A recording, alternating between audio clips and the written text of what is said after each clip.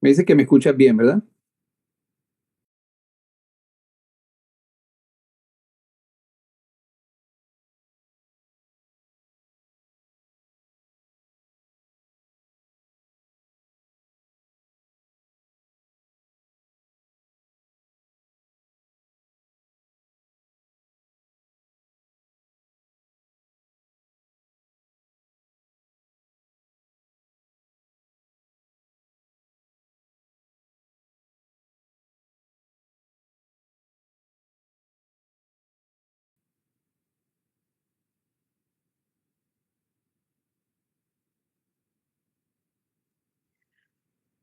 Muy bien, tengan todos muy buenas noches, maestros, directores, participantes, panelistas, organizadores y público en general que se encuentran conectados con nosotros la noche de hoy. Queremos darle la cordial bienvenida al programa internacional de consejería escolar titulado Del estrés al bienestar, reescribiendo la experiencia académica. Este programa está organizado por la Confederación de Trabajadores de Educación Urbana de Bolivia, Federación Regional de Trabajadores de Educación Urbana de Valle Grande, Federación Regional de Trabajadores de Educación Urbana de Villamontes, Federación Regional de Trabajadores de Educación Urbana de Andrés Ibáñez, junto con la Fundación Formando Vidas desde Chile, Panamá y Bolivia y las plataformas Continua y Consejería Escolar. Les recordamos a nuestros participantes que todas nuestras conferencias están siendo grabadas y al finalizar esta podrán acceder nuevamente a la plataforma en donde encontrarán todo el material y videos disponibles de cada presentación. Al finalizar la presentación de nuestro conferencista, vamos a tener una ronda de preguntas y respuestas para poder esclarecer sus dudas con respecto a los temas expuestos la noche de hoy. Sus preguntas deben ser claras y precisas y nos las pueden hacer llegar a través de sus comentarios en nuestras redes sociales. Las temáticas programadas para la noche de hoy es qué es el estrés y cómo afecta el estrés a la memoria, la atención y las funciones ejecutivas. El estrés tóxico en niños y adolescentes, consecuencias a corto, mediano y largo plazo. Manifestaciones del estrés en estudiantes según la etapa escolar. Y finalmente, el rol del docente en la modulación del entorno emocional del aula. Cómo saber cuándo intervenir. Con nosotros se encuentra el doctor Carlos Alfonso Ardila Duarte de Colombia. Él es biólogo, máster en neuropsicología,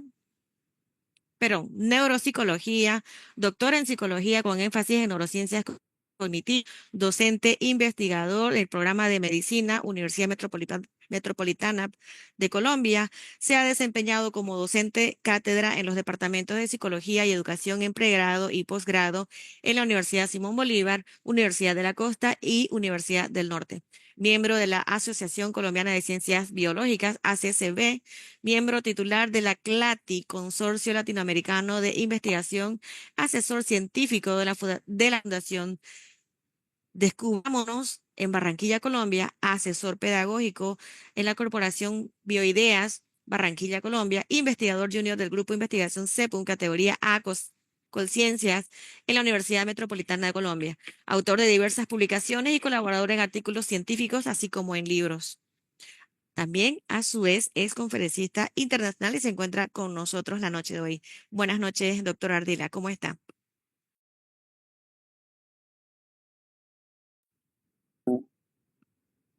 No está habilitado, creo, su micrófono, doctor, no lo escuchamos.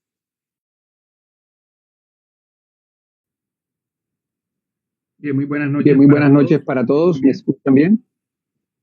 Sí, ahora lo tiene habilitados ambos micrófonos. El de Carlos Ardila, deshabilítelo, por favor, y nos quedamos con Carlos Alfonso. ¿Ok? Perfecto, ahí me escuchan bien. Sí, muy bien, doctor, Ok, muchas gracias. bueno. Bueno, un placer estar aquí nuevamente. Ya hacía un año no nos veíamos y bueno, qué rico estar en este espacio compartiendo con colegas en diferentes países. Yo, al igual que todos ustedes, también me desempeño en el campo académico, también soy docente y soy investigador.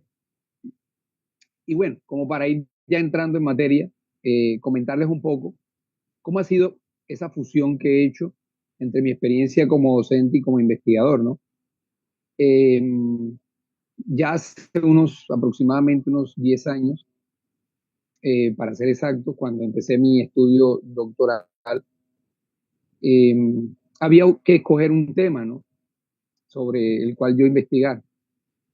Y bueno, empecé este proceso de selección del tema y algo que yo veía notando en mis estudiantes, ya yo llevaba un buen tiempo trabajando en el área de la docencia universitaria, yo venía que estaban ocurriendo cosas con los estudiantes, ¿sí? Empecé a notar cambios en ellos y yo dije, vamos a ver, vamos a estudiar este fenómeno, ¿sí? Porque cada vez los veía haciendo crisis nerviosas, aumentaban los ausentismos, bueno, una cantidad de síntomas que muchos de ellos también me compartían, digamos, en el quehacer diario y que yo también iba evidenciando. Entonces dije, voy a estudiar este tema, a revisar este tema. Pensé realmente que la información que había sobre este tema era muy poca, porque yo decía, bueno, no veo que se hable sobre este tema, entonces pensé en ese momento equivocadamente que había muy poca información y realmente me encontré que había mucha información, ¿sí? Y durante todos estos años he venido haciendo toda una revisión sistemática. Empecé con un estudiante, pero tuve que ampliar el espectro, el equipo, porque realmente era demasiada la información que había sobre muchos de los fenómenos que voy a hablar en el día de hoy y que sé que muchos de ustedes se van también a identificar porque esto del estrés específicamente académico, contextualizándolo en el entorno en que nosotros nos movemos, tiene sus variables muy específicas, ¿no? Entonces, bueno, eso era como para entrar un poco en materia y contextualizarlos acerca de cómo llego yo acá a trabajar este tema, ¿no? Y a pesar de que llevo varios años recopilando información, leyendo información, haciendo investigación, lo que les voy a mostrar hoy son fichas. Quisiera tener un, un, un rompecabezas con todas esas variables muy bien armado, pero siento que todavía me faltan fichas, siento que todavía hay variables que están entrando, hay variables que todavía no he logrado integrar, porque realmente se van a dar cuenta que esto es un fenómeno bastante complejo, bastante multifactorial. Entonces, sí, eh, siento que todavía el rompecabezas no lo tengo completamente armado, pero creo que la información y los datos que les voy a compartir hoy les van a permitir identificar todo esto que estamos viviendo, ¿no? Y que sé que al igual que en sus países, también se viene presentando y también se viene agudizando, que es lo particular, ¿no? Porque esto siempre ha existido. Lo vivimos nosotros, yo también lo viví, lo recuerdo muy bien cuando estuve en mi época académica. Eh, y bueno, sé que algunos docentes supieron de alguna forma muy intuitiva cómo ayudarme, cómo intervenir, pero sé que también muchos desvían de este fenómeno y que bueno, por desconocimiento, por ignorancia, como digo yo, porque no nos la sabemos todas, cometieron muchos errores en su quehacer y en vez de aminorar el estrés, lo que hacían es aumentarlo aún más, ¿no? Y bueno, yo también cometí ese error cuando inicié la docencia, de incrementar en mis estudiantes, eh, digamos, ese estrés académico, pero en la medida en que fui investigando y me fui dando cuenta de él, también fui tomando los respectivos ajustes y reduciendo esos estímulos que de alguna forma tienden a ser estímulos estresores y los fui disminuyendo, tratando de brindarle al estudiante una experiencia académica más significativa, una experiencia mucho más tranquila, ¿sí? Y producir el estrés necesario, no elevarlo a la máxima potencia, sino, bueno, todo lo vamos a vivir en alguna forma, hace parte de nuestra vida, pero también a veces, digamos, se cae en ciertas situaciones que hacen que este se eleve mucho más. Entonces, quiero ser claro que voy a presentar fichas y bueno, algunas están integradas, otras todavía no. Y bueno, cuando empecé a estudiar este fenómeno, traté también de hablar con otros colegas que también eran investigadores para ver si estaban investigando este mismo tema, y la verdad que me sentí como si un marciano, un extraterrestre viniera a la Tierra, se sentiría de alguna forma solo, ¿no? En algún momento lo llegué a sentir así porque veía que no se estaba investigando, por lo menos en mi contexto, ¿sí? Aquí en la ciudad, en las universidades, como tal el fenómeno no se estaba investigando.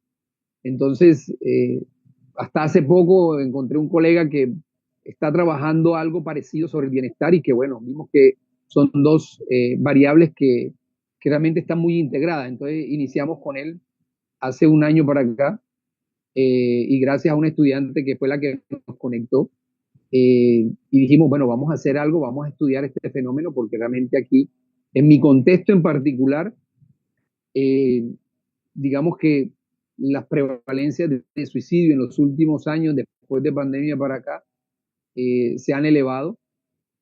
Entonces, bueno, era algo que ya los datos me mostraban, que había una población en riesgo. Y bueno, eso todavía, dijo, esto hay que realmente tomarlo muy en serio. Entonces, en algún momento me sentí solo, porque no muchas personas, a pesar de que es un tema que nos toca a todos, no se está investigando de manera conjunta, no hay grupos de investigación dedicados a investigar esto como tal. Entonces, a eso me refiero con sentirme un poco como un extraterrestre en medio de este mar inmenso que son nuestras aulas, ¿no? Y bueno, algo que encontré y que como biólogo lo asocio es que este fenómeno se parece mucho, este fenómeno del estrés académico se parece mucho a, al cambio climático. Y voy a comentarles el por qué lo veo así, ¿sí? Uno, porque realmente hay mucha información, sin embargo las medidas que se están tomando son realmente poco eficaces, y tampoco se tienen en cuenta las sugerencias de los investigadores. En la literatura que he estado revisando, eh, se hacen sugerencias con...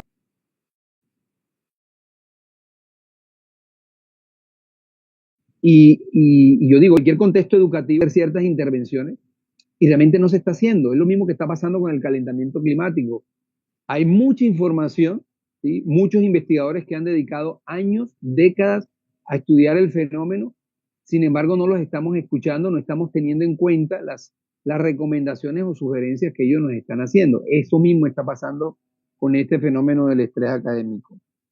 Lo segundo es que con el calentamiento climático vemos que hay periodos de aparente calma, pero de pronto viene un fenómeno, ¿sí? Algo que llega a ser, digamos, que llega a generar una destrucción, y entonces ahí es donde otra vez volvemos a entrar todos en conciencia, o este tema se vuelve moda, esa sería la palabra exacta, y empezamos a hablar del calentamiento climático y todo eso, ¿no? Lo mismo pasa con el estrés académico. Aparentemente está en calma, todo está en calma, pero cuando sucede un evento, ¿sí? En la institución, violento, conflictivo, o bueno, en algunos casos demasiado fuerte, es ahí, o en nuestro contexto, en nuestra ciudad o en nuestro país, es ahí cuando este tema vuelve nuevamente a ponerse de moda porque los medios vuelven a hablar de él. Entonces, ese mismo paralelismo veo entre el calentamiento y el estrés académico. Un tercer factor tiene que ver cómo el estrés académico nos afecta a todos por igual, a lo mismo que el cambio climático, a todos nos está afectando. Sin embargo, vamos a ver que hay una población que va a ser pues más vulnerable, así como hay una población que con todos estos desastres naturales es más vulnerable, lo mismo pasa con el estrés académico. El estrés no nos afecta a todos por igual y hay una población que resulta ser mucho más vulnerable a este fenómeno. Lo cuarto es que así como el calentamiento climático hemos visto que ha tenido un incremento en los últimos años, ha venido subiendo, ¿verdad? Las frecuencias de ciertos eventos naturales, cada vez se hacen mucho más frecuentes. Lo mismo está pasando con el estrés académico. En los últimos años hemos visto cómo los síntomas que presentan los estudiantes, ¿verdad? el ausentismo, la falta de motivación, las conductas disruptivas, agresivas entre los compañeros, entre padres de familia, docentes, etcétera. Cada vez vamos viendo que va aumentando no solamente la frecuencia, sino también la intensidad del fenómeno. Entonces, a eso también veo un paralelismo. Y hay algo particular con esto del estrés académico, y es que curiosamente todo está conectado y lo que, así como el calentamiento climático, lo que hagan algunas personas en alguna otra parte del mundo nos puede afectar, ¿sí?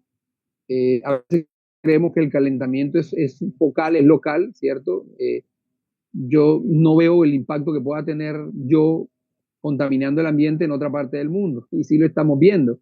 Bueno, lo mismo pasa con el estrés académico, lo que, por ejemplo, o pase, o ocurra, o las nuevas cosas que se incorporen y que fueran creadas en otra parte del mundo y lleguen aquí a tu contexto, eso también va a afectar, va a ser una variable que va a incidir en este fenómeno y ya me irán entendiendo el por qué hablo de esto. Entonces, lo que hagan unos nos afecta a otros, no importa en qué parte del mundo lo haga, curiosamente nos puede impactar también. Y lo otro es que ya, por ejemplo, con el calentamiento climático, hay soluciones muy claras, muy concretas que se pueden llegar a implementar. Sin embargo, los cambios que se requieren son cambios profundos en los estilos de vida, en los sistemas y en las organizaciones. Lo mismo pasa con el estrés académico, ¿sí?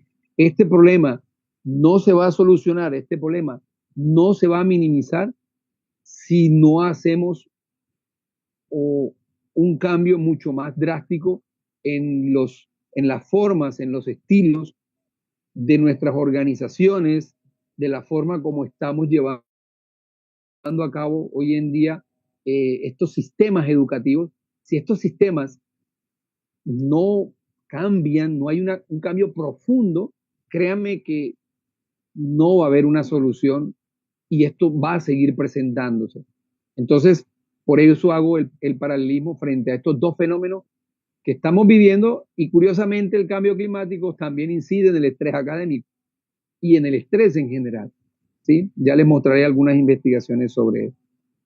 Bueno, algo también que encontré sobre el estrés es que hay un sesgo que se conoce, los sesgos básicamente tienen que ver con esos atajos mentales, con esos patrones de pensamiento que nosotros tenemos, muy limitados, ¿sí? Y que hacen que creamos que eh, sabemos sobre un tema. Y encontré ese sesgo explicativa. Realmente este sesgo eh, nos hace creer que conocemos a profundidad, o sea, es una sobreestimación de la capacidad para explicar un fenómeno. Entonces, ¿por qué digo esto? Porque en algunos eventos que he asistido sobre salud mental, ¿sí? Se habla del estrés y algunas personas que he escuchado realmente creen que saben específicamente qué es el estrés y cuáles son las variables, pero van a ver que esto es mucho más profundo y que lo que yo he encontrado es mucho más denso y que las variables que hay son muchísimas.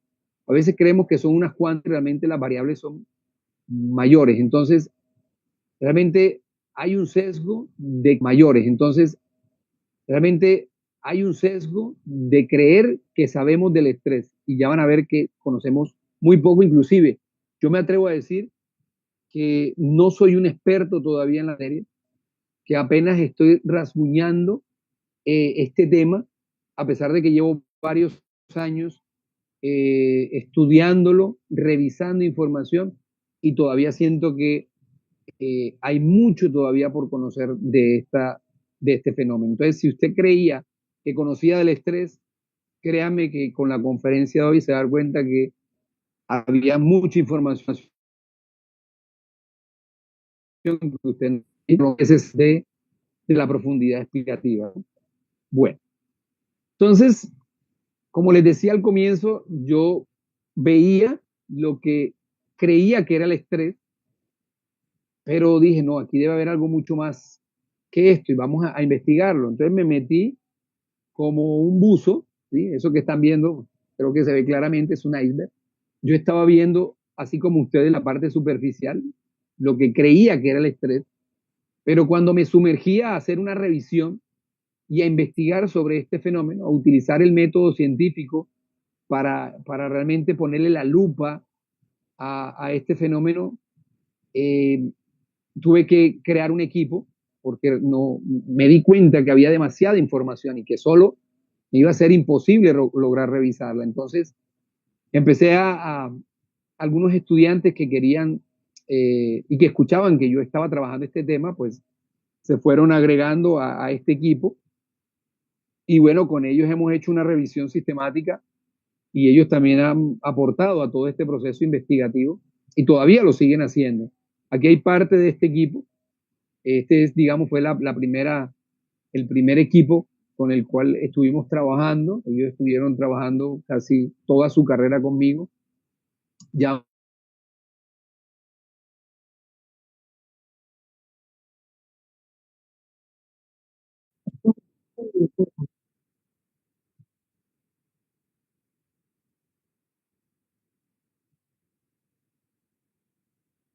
sí, Poli, ya me están escuchando, ¿verdad? Maya, ¿me confirmas?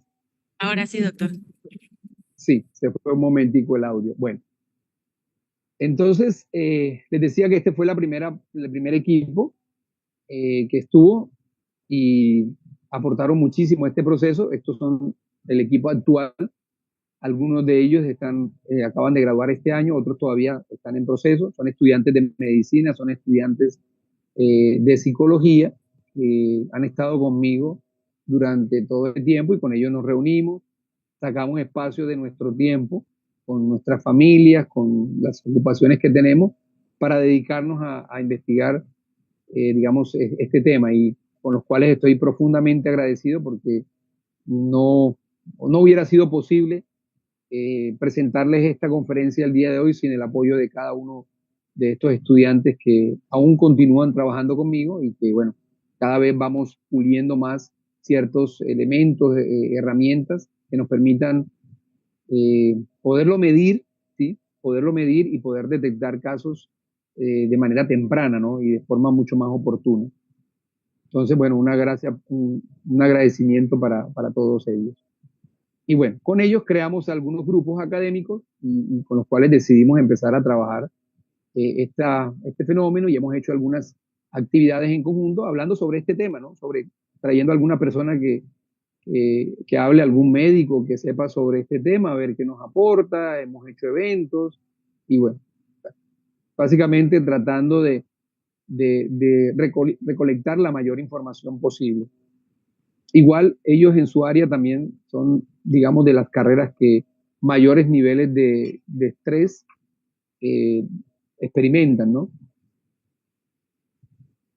Bueno, ¿y qué hicimos con ellos? Empezamos a hacer toda una revisión sistemática en diferentes bases de datos especializadas, donde encontramos artículos científicos y eso, de toda esa revisión, cada uno iba revisando qué artículos encontraba con algunas palabras claves.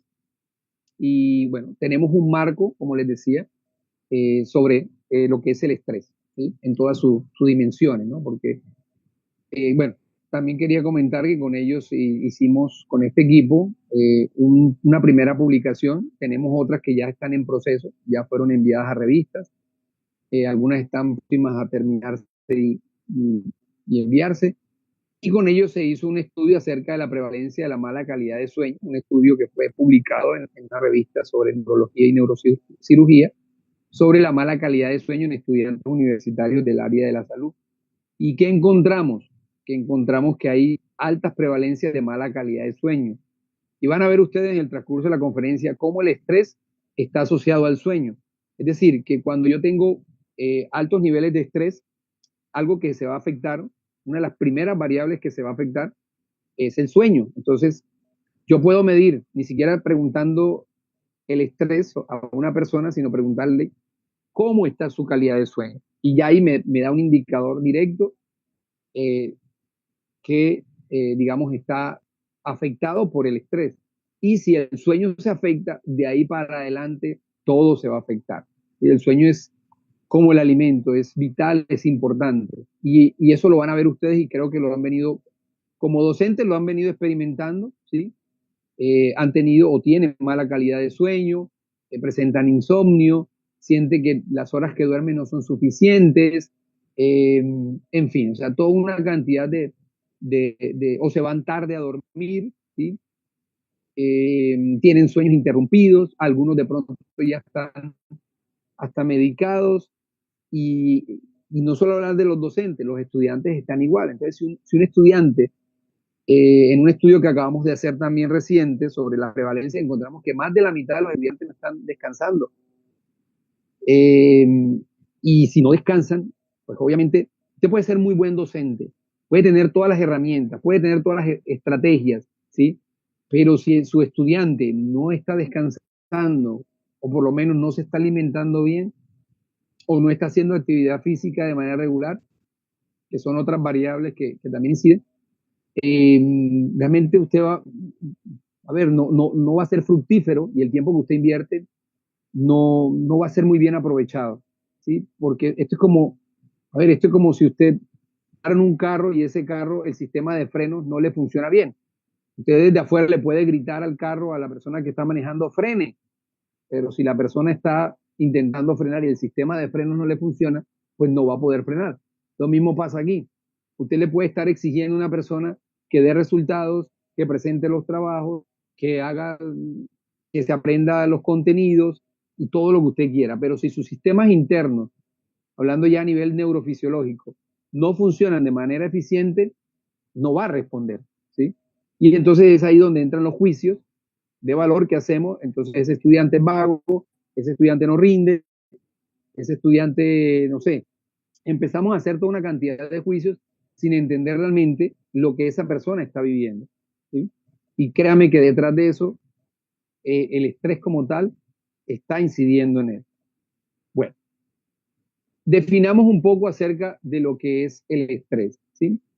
Básicamente es una reacción fisiológica ante un estímulo o situación que la persona percibe como demandante, es decir, que le demanda mucho más recursos cognitivos, eh, conductuales, sociales, fisiológicos, o la persona percibe ese estímulo como un peligro, como una amenaza. Entonces es ahí donde nuestro sistema de alerta se activa para que nosotros tengamos más energía para enfrentar ese peligro o esa exigencia o esa demanda. Y el estrés es algo multifactorial, son múltiples los factores que están incidiendo en él, pero también a su vez es algo multisistémico, es decir, participan muchos sistemas o se activan muchos sistemas dentro de él. Ya van a ver ustedes todos los sistemas que se involucran cuando nuestra red de alerta se activa. Sin embargo, el estrés podríamos decir que se subdivide. Hay dos tipos de estrés. Hablamos de un eustrés, que es ese estrés favorable, ese estrés adaptativo, es ese estrés que le permite al individuo poderse adaptar a su entorno. ¿Sí? Con ese extra de energía que va a tener, esos recursos, haga de cuenta que eso es como cuando usted va manejando un carro y tiene una subida, ¿sí? Usted toca el cambio de prisa para que el carro tenga más fuerza, para que pueda subir esa exigencia, ese estrés. Es ese cambio extra que colocamos, es ponernos en primera para tener más fuerza y poder enfrentar esa situación demandante o amenazante. Sin embargo, cuando el estrés, ese estrés adaptativo, se sale de control y se intensifica y sobre todo se mantiene en el tiempo, es cuando ya hablamos de un distrés. Y ese distrés no es favorable, ¿sí? Porque genera el efecto contrario, resulta ser completamente desadaptativo. Ya genera un agotamiento, ya no permite que realmente los procesos cognitivos funcionen de manera eficiente y empiezan a presentarse toda una cantidad de sintomatologías que hablaré más adelante. Bueno, entonces hablemos específicamente del estrés académico. Una cosa es hablar del estrés, ¿cierto? Pero ya contextualizándolo a nivel académico, tiene sus variables, tiene sus, podríamos decir, es específico en algunos puntos. Entonces, el estrés académico tiene que ver con un estímulo, hay una activación y hay una respuesta, estímulo-respuesta, ¿sí? Pero a nivel interno hay una activación. Ahora, si el estímulo es demandante, hay una activación fisiológica, emocional, cognitiva y conductual que me va a llevar a una respuesta adaptativa. Y eso es lo que llamamos un eustrés académico. Sin embargo, si los estímulos tienden a ser excesivos, tienden a ser incontrolables, tienden a ser impredecibles, eso lo que genera es un desequilibrio multisistémico. Hace que todos los sistemas que se activen se desequilibren. Y eso genera respuestas desadaptativas y esa respuesta desadaptativa nos va a llevar a un distrés académico. Lo importante dentro de este proceso, podríamos decir, de respuesta, tiene que ver con mediadores modulares, que pueden ser algunos internos y otros externos, ¿sí? Algunos internos, por ejemplo, como los mecanismos de afrontamiento que sean adaptativos y me permitan adaptarme, es decir, que yo pueda, por ejemplo, tener un grupo de apoyo, poderme apoyar con otras personas. Eso es un modulador, eso va a evitar que los niveles de estrés suban a niveles, digamos, excesivos, ¿no? Eso sería un modulador interno. Y ya los externos, podríamos decir, tienen que ver con las situaciones externas. Entonces ahí es donde nosotros, como directores de orquesta, que somos los docentes, podemos incidir, porque yo puedo generar un estímulo que genere un bajo nivel, porque igual va a generar estrés, pero puede que genere un bajo nivel y otro que genere un alto nivel de estrés. Pongo un ejemplo, y eso lo he visto compartiendo con los estudiantes. Por ejemplo, que les colocan para una semana y coinciden varios docentes en enviarles una cantidad de trabajo. Y resulta que nosotros tenemos algo que es la carga cognitiva, que es esa capacidad que tiene nuestro cerebro para procesar y asimilar información, pero esa carga es limitada, ¿sí? Y realmente nosotros no hemos medido, y hablando ya a nivel de medir, lo que nosotros le estamos imponiendo al estudiante, las exigencias y las demandas. Entonces, como digo yo, a veces nos pasamos. O sea, las demandas son mucho más de que lo que la carga cognitiva que tiene el estudiante puede procesar. Entonces, ¿qué le va a generar eso al estudiante? Estrés.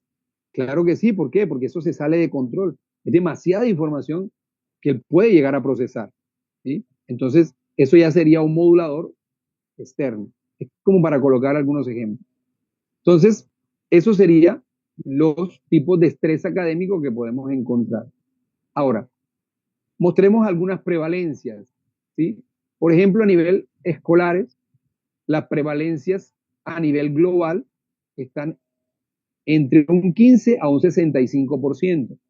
Obviamente eso depende del contexto, eso depende del país, ¿sí?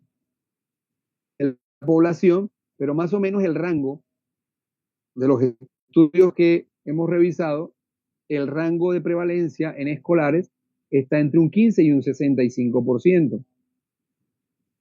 Y es alto, es alto.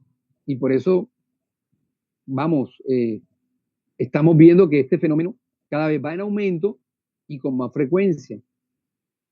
Pero miren lo que ocurre a nivel universitario. Las prevalencias son más altas.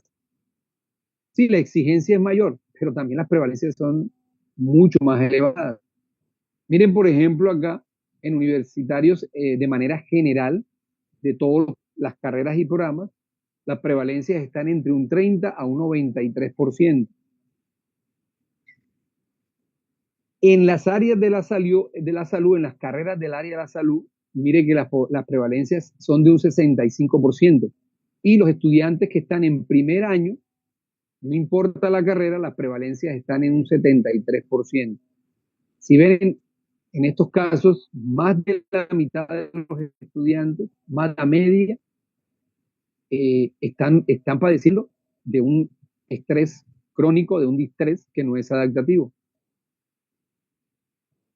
Y los docentes, hablando específicamente de los docentes escolares, las prevalencias que algunos estudios reportan está entre un 25 y un 85%.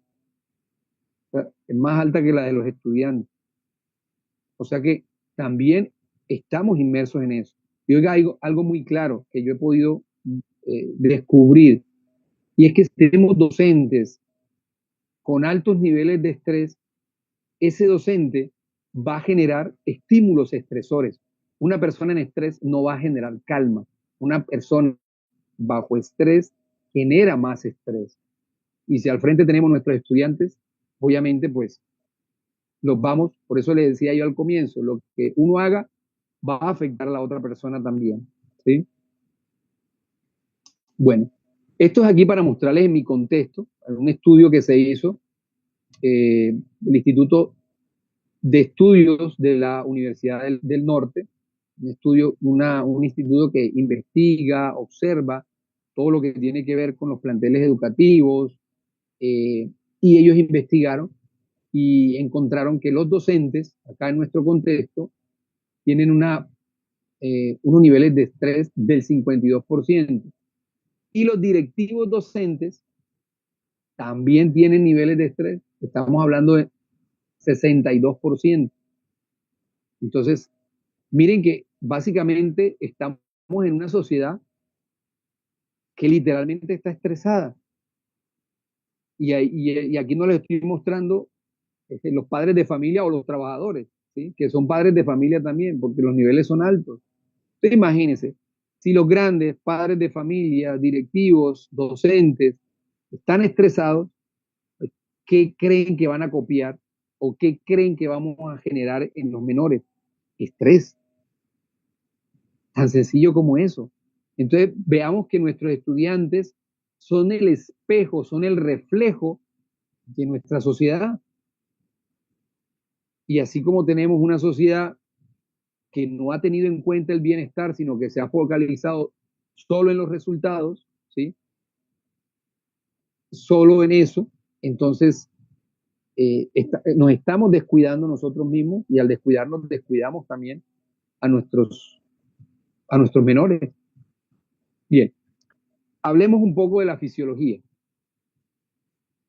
¿Sí? Esto es lo que ocurre cuando nuestro sistema de alerta, haga de cuenta que nosotros tenemos, así como un carro tiene una alarma, ¿sí? Que cuando alguien intenta abrir, la alarma se activa. Nuestro cuerpo evolutivamente también desarrolló su sistema de alarma, ¿sí? Su sistema de alerta. Entonces, cuando nosotros recibimos un estímulo, este estímulo llega a nuestro cerebro y en nuestro cerebro pues, activa lo que llamamos el complejo amigdalino hipocampal. ¿Sí? Nosotros tenemos unas áreas en el cerebro específicas, una que se activa frente a una situación de peligro, ¿sí? Y otra que guarda recuerdos. Entonces, es lo que va a hacer eso, va a revisar si ese estímulo que usted está recibiendo anteriormente está asociado con algo de peligro. Por eso no todos los estímulos nos van a activar, ¿sí? Y no en todos por igual, porque lo que para mí, producto de un proceso de experiencia, me generó un recuerdo de peligro, puede que para otra persona no signifique lo mismo. Entonces, si no hay ningún estímulo en mi memoria, el estímulo realmente puede que no se asocie a peligro.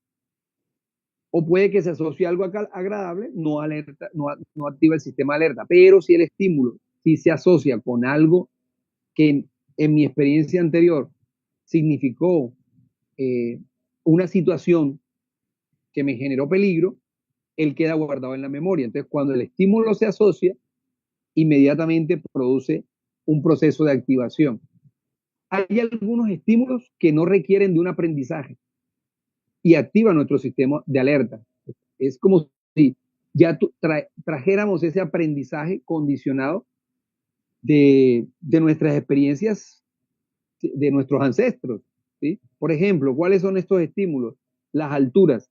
Si yo miro un precipicio, puede que yo nunca me haya tirado y haya tenido una mala experiencia frente a la altura, pero el solo acercarme y ver la altura, voy a sentir el vértigo. ¿Qué es el vértigo? Es la activación de este sistema, ¿sí? Es el miedo actuando. Otro estímulo son los ruidos fuertes. Fíjate que muchas veces usted ha escuchado de imprevisto, suena un ruido fuerte y usted inmediatamente se altera, ¿no? Es una activación del sistema nervioso. Otro estímulo es cuando estamos ante situaciones nuevas, situaciones de cambio. Cada vez que estamos ante situaciones nuevas o de cambio, inmediatamente nuestro circuito de alerta, de alarma, se va a activar. Y eso lo hemos visto muchas veces con los estudiantes cuando llegan, por ejemplo, el primer día a clase, ¿sí? Fíjate que muchos niños, algunos empiezan a llorar, otros no se quieren separar de sus padres, en fin, otros no, otros aparentemente están bien, ¿cierto? Y los ve uno entrando y saludando y todo, ¿sí? Pero fíjate que son mecanismos diferentes de respuesta. Entonces, un cuarto estímulo que también nos activa son cuando estamos ante situaciones que creemos que vamos a perder o situaciones donde realmente vamos a perder. El fracaso como tal viene dentro de nosotros y se activa siempre que estamos ante este tipo de situaciones. Y puede, repito, que nunca de pronto hayamos tenido una experiencia sobre eso, pero ya viene condicionado en nosotros. Ya los demás estímulos que usted reciba los aprendió, ¿sí? Ver un insecto, no sé, un animal o ver una persona, de pronto esa persona se parece a, no sé, a una tía que de pronto era una tía regañona, ¿sí? Y de pronto llego al salón y veo una profesora con características muy similares a ella, inmediatamente se me va a activar en mí la alerta, pero es por asociación, ¿ok? Entonces, una vez recibimos el estímulo y es asociado con algo de peligro, inmediatamente se genera algo que se conoce como una respuesta adrenal. En nuestro cerebro hay una glándula que se conoce como la glándula pituitaria, la famosa hipófisis. Ella inmediatamente va a empezar a segregar unas sustancias por sangre y ellas van a llegar hasta nuestros riñones. En la parte superior de nuestros riñones hay unas glándulas que se conocen como las glándulas suprarrenales. Espero no aburrirlos con esta explicación fisiológica, pero créanme que me va a entender ahora el por qué es importante explicarte esto. Entonces, cuando esas glándulas reciben esa información que viene del cerebro, inmediatamente nuestras glándulas empiezan a segregar ciertas hormonas. Al principio segregan lo que es adrenalina y noradrenalina, ¿sí? Y esto inmediatamente activa todo nuestro sistema, el corazón empieza a latir más fuerte, la respiración se hace más rápida, ¿sí? Y empieza toda una activación fisiológica, vegetativa automática en nuestro cuerpo.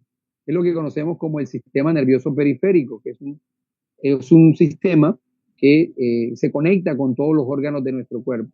Y ahí tenemos dos sistemas, uno de encendido y uno de apagado. El de encendido es lo que conocemos como el sistema nervioso simpático, el que activa todos nuestros órganos, en su gran mayoría, o inhibe otros, y ya el sistema nervioso parasimpático es básicamente el que apaga. ¿Sí? Haga de cuenta que es como el encendido de la luz. ¿Sí? Cuando usted va al cuarto y enciende la luz, ese sería el sistema simpático, y cuando la apaga, ese sería el sistema parasimpático. ¿Ven? Entonces, cuando estas sustancias se riegan, activan el sistema simpático en la gran mayoría, pero no siempre. En algunas personas no activa el simpático, sino activa el parasimpático. Por eso las respuestas que tenemos frente al estrés son diferentes. No todos reaccionamos de la misma forma. ¿Sí? Pero ocurre algo, que si el estímulo se prolonga en el tiempo, ya la adrenalina y noradrenalina dejan de producirse. Entonces viene una segunda sustancia, digamos, a reforzar y es el cortisol. Y este es, podríamos decir, el que se presenta cuando el estrés es a largo plazo. Entonces mantiene activo a los sistemas. Y podemos tener diferentes tipos de respuestas ante el estrés. Por ejemplo, las más documentadas son una respuesta de lucha frente a una situación de peligro o de demanda. Entonces, eh, entramos a ser agresivos en enfrentar la situación, ¿verdad? O en muchos casos, eso puede generar también esas conductas de confrontación, sobre todo a nivel social. Entonces empieza la persona a discutir, a enfrentarse, ya sea a un profesor, a su compañero, inclusive a los mismos padres. Entonces, esa es la conducta de lucha. Otra es la conducta de huida, que es cuando la persona empieza a correr, ¿sí? Y eso lo hemos visto, estas conductas las hemos visto y se ven en el reino animal, ¿verdad? Uno las ve, por ejemplo, en esos programas de televisión, cuando uno ve allá en el África, el león, las cebras lo vieron y algunas salen corriendo, esa es una conducta de huida. Otras que no alcanzan a correr o no tienen la misma velocidad, empiezan a luchar con el enemigo, ¿no? En este caso, con el león. Entonces, nosotros tenemos esas mismas respuestas primitivas. Curiosamente, a pesar de que el contexto cambió, estamos en un contexto moderno, las respuestas siguen siendo muy primitivas. Bien. Entonces, ¿qué ocurre? Ahí tenemos dos mecanismos de reacción. Uno de lucha, ¿sí? Nos enfrentamos, otro de huida, salimos corriendo. Pero ¿cómo se ve la huida en el contexto nuestro actual? Bueno, puede tener varias manifestaciones. Una, vas a ver esa persona que vive corriendo, entonces está metido en cualquier cantidad de ocupaciones, ¿sí? Por ejemplo, si es un padre de familia, tiene varios trabajos, fuera de eso también en el colegio tiene un rol no sé, directivo de la Asociación de Padres de Familia, en fin, o sea, está metido en una cantidad de cosas. ¿Sí? Esas conductas donde la persona empieza a ocuparse demasiado nos refleja esa conducta de, de que la persona está corriendo. Lo mismo pasa con los estudiantes, ¿sí? Están en sus clases y fuera de eso se mete en actividades extracurriculares y no se mete en una, sino se mete en varias. Entonces está en canto, está en danza, está en teatro, está en baile, está en investigación. Entonces se ocupa demasiado.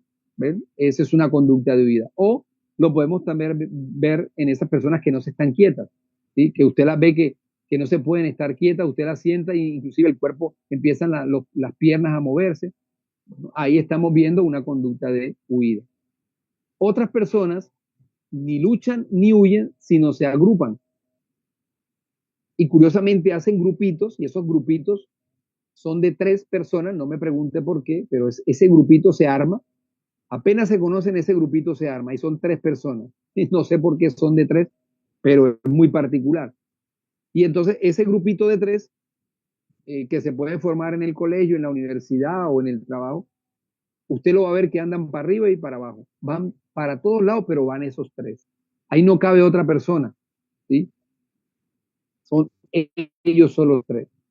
Puede que la acepten de vez en cuando, pero el grupo está ahí. Y si tienen grupo de WhatsApp, tienen el grupo de WhatsApp donde están los demás compañeros, pero ellos tienen su grupo de WhatsApp donde están solo los 3. ¿Sí? Bien. Esa es una conducta de agrupación para, digamos, enfrentarse a esta demanda. Y en otros, esos 3 primeros que les mencioné, lucha o agrupación, son los que vamos a ver que se activa el sistema simpático, pero en algunas personas se activa el parasimpático. Y ahí la respuesta es diferente, porque como se activa el sistema de apagado, entonces esta persona no está haciendo las otras 3 reacciones, sino todo lo contrario, está literalmente apagada y ese que vemos aislado. Por ahí aparentemente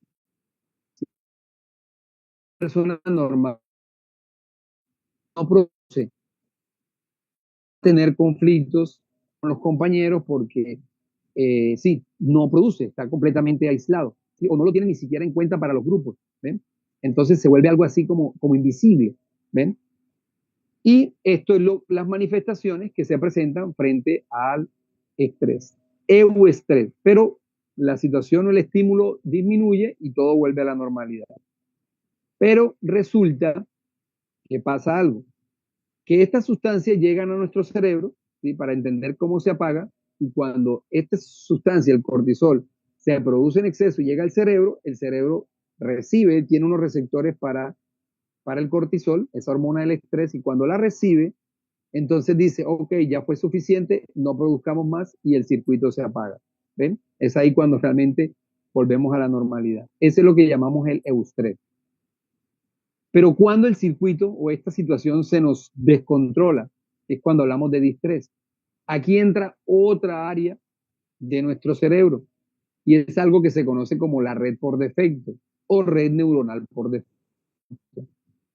Y esta red es la encargada de producir pensamientos, ¿sí? Usted recibe el estímulo y la mente empieza a producir pensamientos, y estos son los que se llaman pensamientos rumiantes, pensamientos automáticos, pensamientos intrusivos. Hay varios tipos de pensamientos y todos estos pensamientos generan una activación, ¿sí?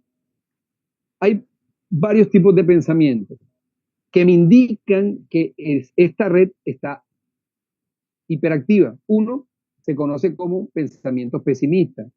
Entonces la persona empieza a pensar, no voy a ser capaz, esto no es para mí, yo no sirvo para esto, ¿ven?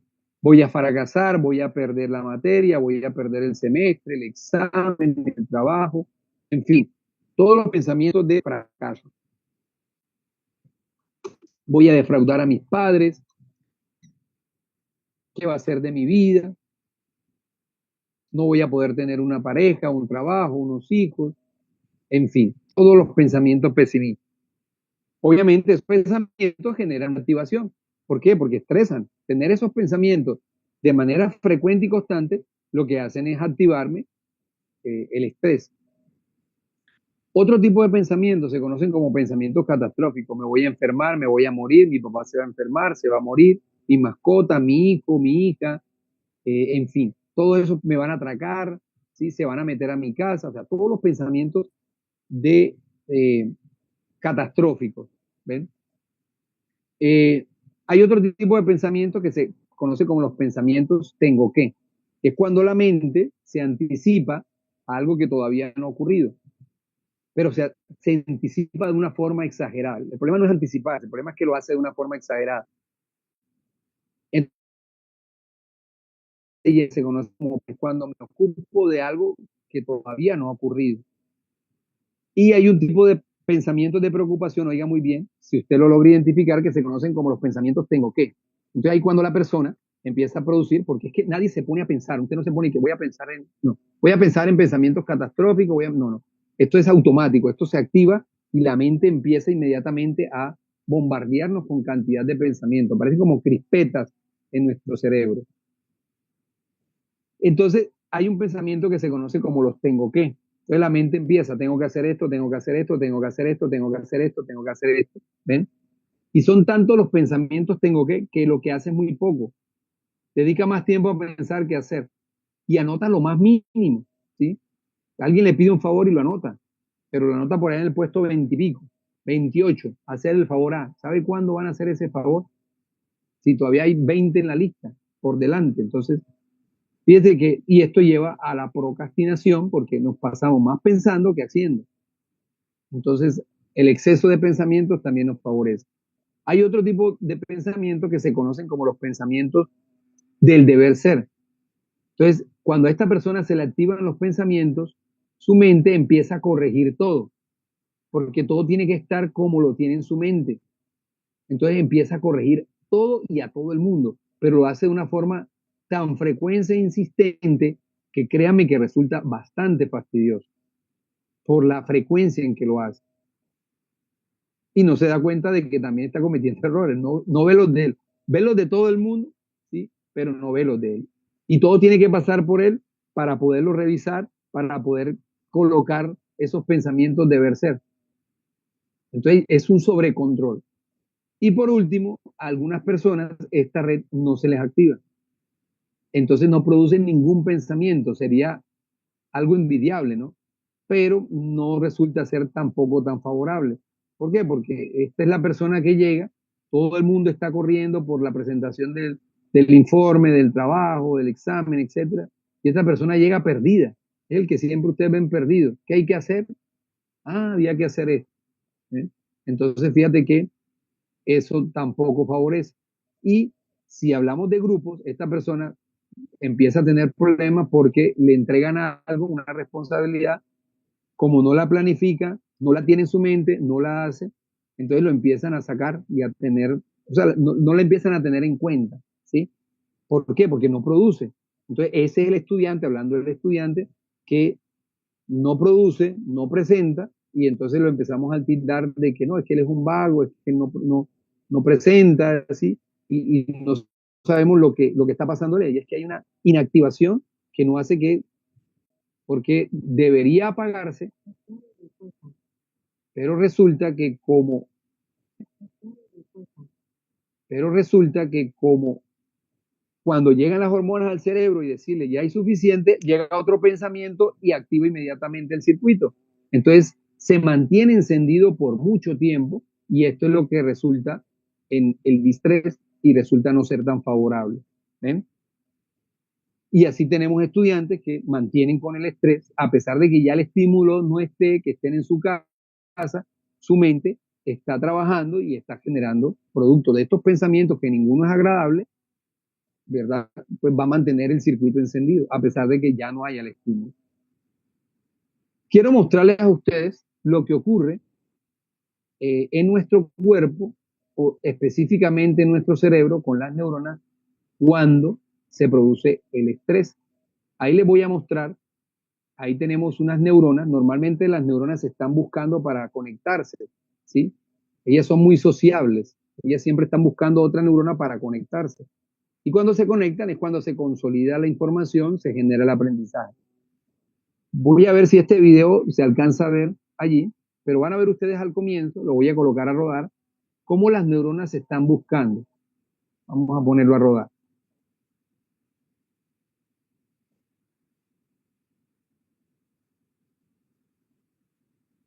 Creo que ahí no se alcanza a ver, bueno, según el feedback que tengo aquí.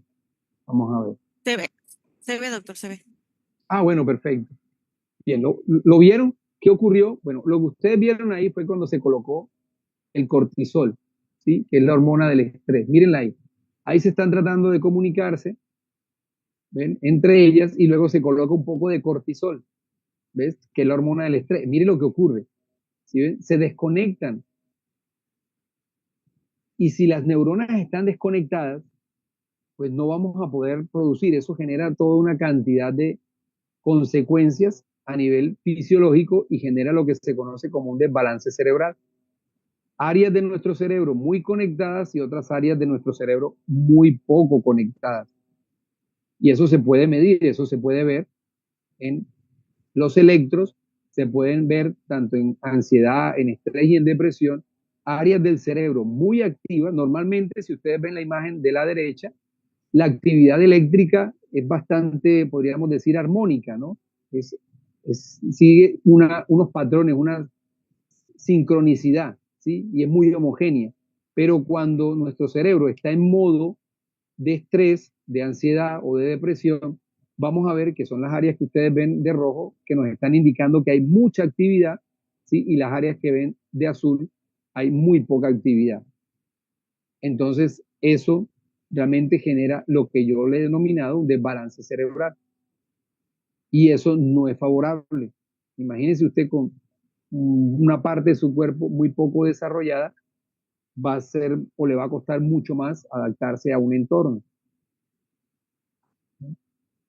Sin embargo, la plasticidad, la neuroplasticidad puede revertir este fenómeno, siempre y cuando, digamos que, porque si el estrés dura demasiado tiempo en nosotros, puede generar impactos que pueden ser realmente bastante irreversibles.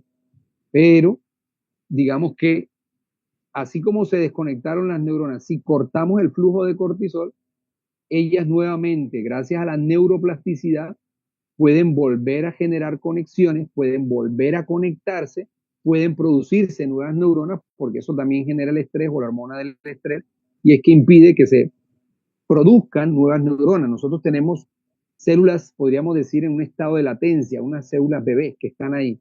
Y cuando se necesitan, se activan y se convierten en nuevas neuronas. Pero cuando hay el cortisol, él bloquea que esas neuronas se regeneren, se produzcan, entonces digamos que eso no favorece los procesos de plasticidad. Pero bueno, repito que toda esta desconexión que le mostré anteriormente es revertible siempre y cuando logremos cortar el flujo de cortisol. ¿Sí? Bien. No sé, Maya, tú me dices si continúo, si te tenemos aquí para la sección de preguntas. Claro, doctor, adelante. Tenemos ¿Continúo? algún tema pendiente todavía, ¿verdad? Sí. Adelante, doctor. Ok, perfecto. Entonces, por eso les decía que este es un tema bastante denso. Miren que hay bastante información. Entonces, gracias a la neuroplasticidad, como les decía, se puede nuevamente eh, hacer una remodelación dendrítica, volver a conectar nuevamente aquellas áreas que estaban desconectadas, que estaban sin conexión y volvemos nuevamente a llevar nuestro cerebro al estado, digamos, armónico, ¿no? De equilibrio. Bien, aquí hay una parte genética que también influye y que hemos estado revisando. Aquí están viendo ustedes algunos genes relacionados con la regulación del estrés. Y estos genes están o se han estudiado en diferentes sistemas, como el sistema simpático, el sistema serotoninérgico, dopaminérgico, oxitocinérgico y el sistema de HHA, que es lo que conocemos como el eje hipotálamo hipoficiario adrenal, que fue el que les expliqué anteriormente. Y voy a hablarles de un gen en específico, porque son muchos los que se han estudiado, para que ustedes vean cómo influyen nuestros genes en todo este proceso. Aquí está un artículo sobre este gen, FKPB5. ¿Qué ocurre con este gen? Bueno, este gen no está presente, digamos, en todas las personas. Por eso yo les hablaba al comienzo de que hay algunas personas por condiciones genéticas más vulnerables al estrés que otras, ¿sí? Y digamos que el estrés en ella hace mucho más mella, perdura más y que a veces no necesitan estímulos muy fuertes, sino situaciones cotidianas en esa persona pueden generar niveles altos de estrés. ¿Ven? Digamos que es como una hipersensibilidad que podemos encontrar. Eso es como, me imagino al ejemplo que ponía con el carro. Hemos visto cómo, no sé si en sus países pasa, pero aquí pasa de manera frecuente que están los carros estacionados y pasa un carro, digamos, a alta velocidad y de repente la alarma de uno de esos carros se activa porque está sensible. ¿Ven? Lo mismo pasa con nosotros. No todos vamos a reaccionar igual y no en todos los mismos estímulos van a activar porque tenemos condiciones genéticas distintas. No somos iguales por fuera, tampoco somos iguales por dentro. Y eso lo he entendido mucho estudiando precisamente las células, ¿no? Como biólogo. Entonces, hay un gen que algunas personas tienen, que es el gen FKBP5, y este gen produce una enzima, ¿sí? Es una proteína, y esta proteína también se le conoce como FKBP5. ¿Y qué hace esa enzima? Que es la que ustedes están viendo de color azul. Esa enzima se activa con el gen, se activa con el estrés, produce esa enzima y esa enzima llega a los receptores que hay en el cerebro de el cortisol, que es la hormona del estrés. Entonces, cuando el cortisol llega al cerebro, resulta que ese espacio ya está ocupado. Entonces, nunca el circuito se apaga. ¿Por qué? Porque esta enzima está llenando esos receptores, entonces el cortisol nunca le avisa al cerebro. Recuerden que esto es una retroalimentación. Cuando el cortisol llega al cerebro, llega a los receptores y le indica que ya produjo suficiente cortisol y el sistema se apaga. Pero si estos receptores están ocupados, el cortisol nunca entra ahí y el cerebro sigue produciendo y sigue produciendo cortisol. Entonces, por eso algunas personas y algunos de nuestros estudiantes son más susceptibles y digamos que les está impactando mucho más que a otros. Otros pueden ver ustedes que están en aparente calma, pero en otros eh, están realmente, digamos, teniendo unas manifestaciones mucho más intensas porque, digamos, que pueden llegar a tener estos genes en su constructo genético. Y podríamos decir que los genes no trabajan solo, realmente hay siempre una interacción y los factores ambientales, ¿sí? A veces la persona tiene el gen y tiene unos factores de crianza que son favorables, entonces su reactividad al estrés no va a ser tan alta. Pero si trae el gen y tiene unas condiciones en su entorno, familiares, bastante adversas, ¿sí? O él vive unas situaciones bastante adversas en su contexto o estresoras, en su contexto académico, en su contexto familiar, pues obviamente eso los predispone aún más. Porque resulta que también cuando nuestro cerebro en los primeros años de vida se está reorganizando, ¿sí? Digamos que las neuronas están buscando su espacio en el cerebro, pero cuando se viven estados tempranos donde situaciones de estrés son altas, lo que van a ocurrir con esas neuronas es que van a conectarse o van a dirigirse a ese circuito de alarma. Entonces, como si hubiera una sobrepoblación de neuronas en ese circuito de alarma, ¿sí? Y eso va a hacer que la persona tenga una alta reactividad al estrés. Entonces, mire que hay un factor tanto genético como también ambiental. Entonces, por eso hablamos de dos fenotipos de estrés. Tenemos los que tienen baja reactividad al estrés, que son los que llamamos los proactivos o resilientes, y tenemos aquellas personas de una alta reactividad al estrés, ya sea o porque tienen el gen o porque durante su embarazo, su desarrollo en los primeros años de vida, vivieron situaciones de estrés, que hoy en día obviamente son mucho más comunes, ¿verdad? Entonces eso hace que estas áreas del cerebro queden más hiperconectadas y sean personas reactivas o vulnerables frente a estímulos estresores o frente a situaciones de estrés. Entonces mire que no vamos a reaccionar de manera similar. ¿Listo, Maya? Gracias, gracias, doctor. Perfecto. Entonces, vamos a responder un par de preguntas por el tema tiempo. Para cerrar, doctor Ardila, primero la señora Janet Salvador nos dice desde su experiencia y conocimiento, ¿qué aconseja a los padres cuando su hijo padece de sueño interrumpido de forma recurrente? Bueno, uno escucharlo, ¿sí? Y no solamente es escucharlo, sino a ver, tener en cuenta eh, que necesita ayuda y muchas veces necesita ayuda profesional, ¿sí? Y no es solo medicarlo, que a veces sí, uno va donde el especialista y entonces no vamos a enviarle este medicamento para que duerma. Yo pienso que, bueno, yo no estoy muy de acuerdo en mi postura personal con la medicación, pero lo veo muy frecuente. Tengo estudiantes que jóvenes menores de edad y están medicados con pastillas para dormir. Eh, Uno es escuchar y poder escuchar esas pistas te permitan entender qué, qué es lo que lo está estresando y sobre todo cuáles son esos pensamientos o cuáles son esas situaciones.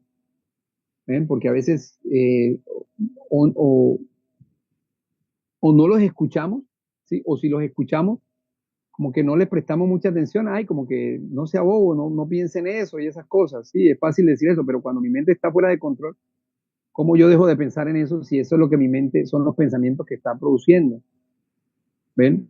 Sí, la actividad física ayuda, eso ayuda bastante, es un factor protector, que en un estudio que encontré, aquellos que eran sedentarios tenían más niveles de estrés que los que hacían actividad física. Entonces, la actividad física ayuda. Entonces, mira que ya te he mencionado dos. Uno, escucharlo, que él pueda sentir un apoyo, ¿ven?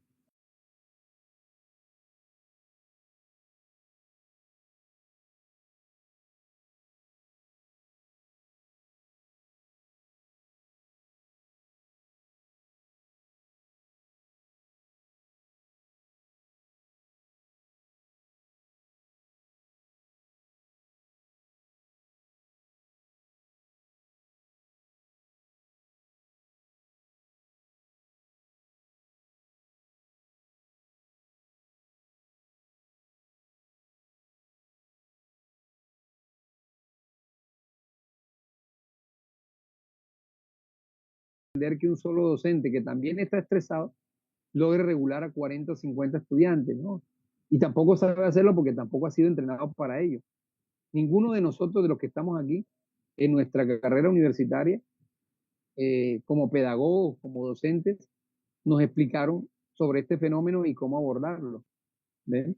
Entonces, no tenemos herramientas. Yo lo que veo es que no hay herramientas. Y por eso este espacio tan importante, en donde obviamente hoy mañana vamos a hablar ya de fondo de qué hacer en esos casos, ¿sí? Para ver si usted puede llegar a implementar o sugerir estas estrategias en su entorno. Pero ya si es su hijo, escúchelo, que haga actividad física, ojo con la alimentación también, los azúcares, el exceso de azúcar, el exceso de comida procesada, también tiene elementos que son activadores del sistema nervioso, ¿sí? Son hiper.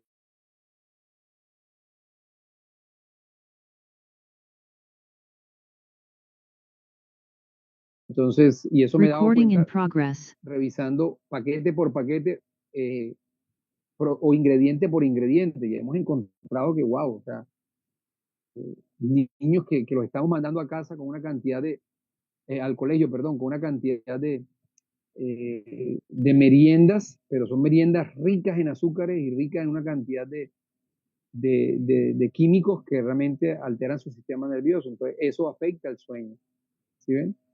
Entonces, ya mañana profundizaremos un poco más. Sé que esa pregunta se adelantó, pero invito a la persona que hizo la Sí, pregunta que asista mañana para que sepa a profundidad, con más detalle, qué hacer, ¿no? correcto, es correcto. Sí, estará presente la señora Janet, viene participando con Perfecto, Janet. nosotros Te hace espero mucho mañana. tiempo. Muchísimas gracias, doctor. Entonces, le agradecemos por compartir su experiencia, su conocimiento con nosotros, como siempre, en la sesión del día de la noche de hoy, y lo esperamos mañana a la misma hora. Perfecto. Nos vemos mañana, Maya, y un saludo para todos. Un abrazo, doctor. Hasta mañana. Gracias. Hasta mañana.